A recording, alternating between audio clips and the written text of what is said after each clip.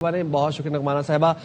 नगमाना साहिबा, हम देख रहे हैं कि इसराइल ने ईरान पर हमला किया और उसके बाद फिर ईरान ने रिटेलिएट किया, जवाबी कार्रवाई जब की ईरान ने मिसाइल्स दागे तो उसके बाद फिर इसराइल में हम देखा कि धमाकों से इसराइल गूंज उठा। आपके इनिशियल कमेंट्स क्या हैं इस पर? देखिए, ये मैं अभी कई चैनल से कह चुकी हूँ कि जंग का जो रुख है ये ईरान तयन उसका करेगा। अगर ईरान ये अटैक सस्टेन कर जाता है और ईरान जैसे कि वो क्लेम करता रहा है कि उसमें कैपेबिलिटी है बहुत अच्छी तरह अपना दिफा भी करने की और रिटेलिएट करने की भी, तो अब ये जो इन्होंने अटैक किए हैं इसके बदले में अब रिपोर्ट अभी आती हैं और देखते हैं उन्हें कि वो कितने इफेक्टिव इफेक्ट हैं अटैक्स। तो अगर ईरान ये एस्टैब्लिश करने में कामयाब हो जाता है कि उसकी कैपेबिलिटीज ना सिर्फ डिफेंस की हैं बल्कि काउंटर अटैक की भी हैं, तब तो मामला कुछ बेहतरी और दुरुस्ती की तरफ जाते हुए शायद नजर आए। लेकिन अगर ईरान इस चीज में फेल हो जाता है और वो उस लेवल पे काउंटर अटैक नहीं कर सकता, तो आई थिंक फिर मामला बहुत खराब सिनारियों की तरफ जा सकते हैं। तो लेट अस होप कि ईरान की जो कहते आए हैं कि कैपेबिलिटी है, ये वक्त अब आ गया है उस कैपेबिलिटी को यूज करने के लिए। तो लेट अस वेट एंड सी कि तो नगमाना क्या रिपोर्ट्स आती है। जी कंटिन्यू कीजिए। हाँ जी, तो अब जहाँ तक ये तो बात बिल्कुल साफ है कि ईरान के साथ इस वक्त खित्ते के बाकी ममालिक भी खड़े हुए हैं, मिलिटरीली ना सही, लेकिन पिछले मई या जुलाई में जब इन पे अटैक्स हुए हैं तो उसकी निस्बत इस वक्त जो हिमायत है ईरान की वो काफी ज्यादा है। और इसीलिए आपने देखा है कि जो खित्ते के मुसलमान ममालिक हैं, गल्फ स्टेट्स हैं, अरब स्टेट्स हैं, उनमें से काफी ने इस दफा ये ऑलरेडी कह दिया है कि वो अपना एयर स्पेस ईरान के पे हमले करने के लिए नहीं यूज करने देंगे।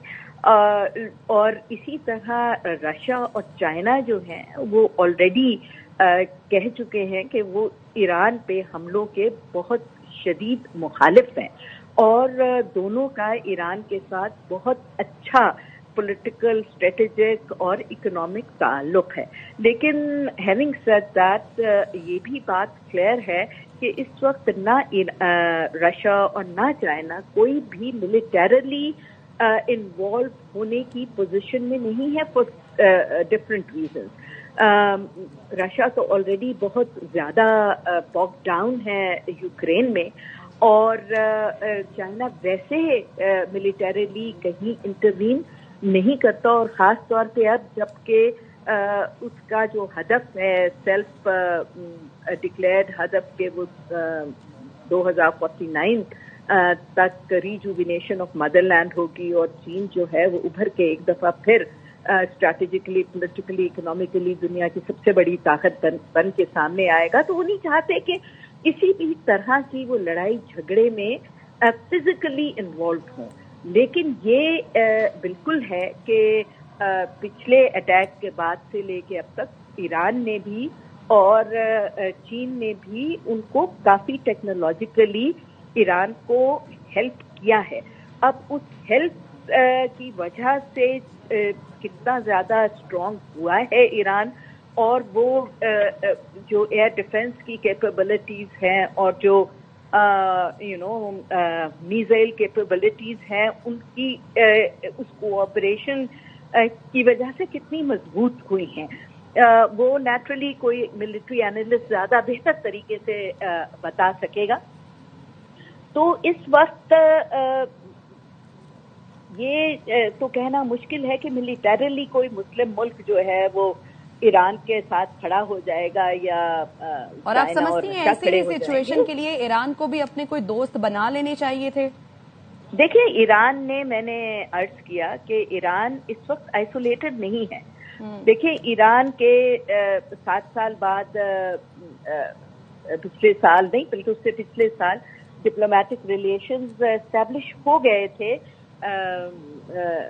सऊदी अरेबिया के साथ, और इस वक्त सऊदी अरेबिया और ईरान जो है वो उनमें कंसंट्रेशन नहीं है, उनके हालात बहुत ठीक हैं, और उसकी वजह से आप देखें ये गाजा में जो कुछ जेनोसाइड हुआ है और जिस किस्म की आपने अमेरिका की और इजराइल की हठधर्मी देखी है और ब्रूटल सॉर्ट ऑफ एनाइलेशन देखी है वहाँ की पॉपुलेशन की, तो सारे मुस्लिम ममालिक का जो है एटीट्यूड चेंज हुआ है।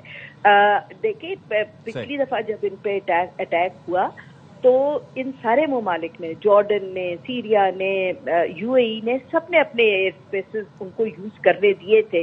इजिप्ट ने इस दफा सिवाय इजिप्ट के बाकी सबने कहा है कि जी हम एयर स्पेस नहीं यूज होने देंगे।